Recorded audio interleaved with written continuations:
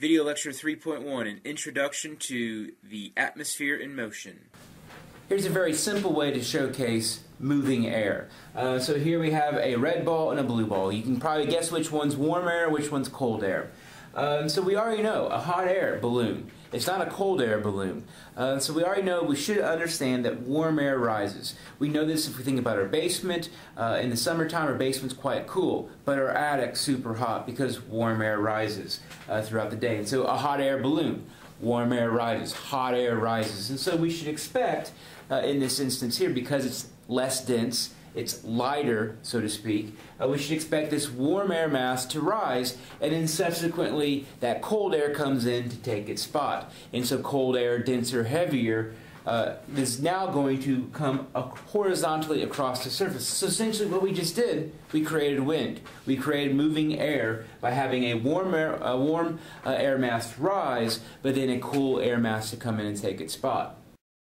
The focus of Video Lecture 3 will be on moving air, and we think of moving air locally as simply wind. What causes wind? What causes the air at the local level, at the global level, to move? Simply, it's due to differences in air pressure at different locations, and so some places have a higher air pressure than other places that might have a lower air pressure. Key to understanding what produces these differences in air pressure is differences in air temperature. We've already talked about that throughout the semester. So differences in air temperature are what produce those differences in air pressure. So that's a very fundamental point. Important to understanding wind. How it's measured. Throughout the semester, we're going to look at how different phenomena in nature are measured. In the case of wind, we're going to measure it by its speed, but also the direction it's coming from. Very important, the direction it's coming from, not the direction it's going towards. So, if a wind is coming from the west and heading to the east, we would think of that as a west wind. So in terms of wind, we refer to the direction it is coming from. Very important, so get that stuck in the head. Two things to mention are how we identify differences in air pressure.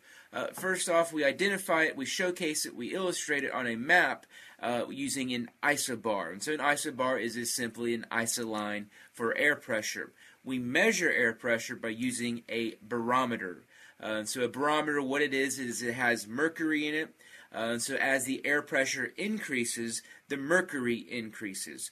So the barometer, on average, is 29.92 inches of mercury. And so when it goes above 29.92, that means the pressure is increasing. When it goes below, that means pressure is lower than average.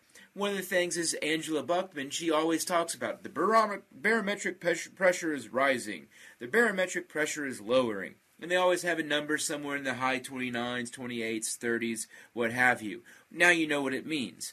So when that pressure is rising, that means high pressure is moving into that area, whereas when the pressure is lowering, air pressure is dropping, is lowering in that area. And we'll talk more about highs and low pressures as this video lecture series continues. The three driving forces within the atmosphere are gravity, pressure gradient force, and Coriolis force.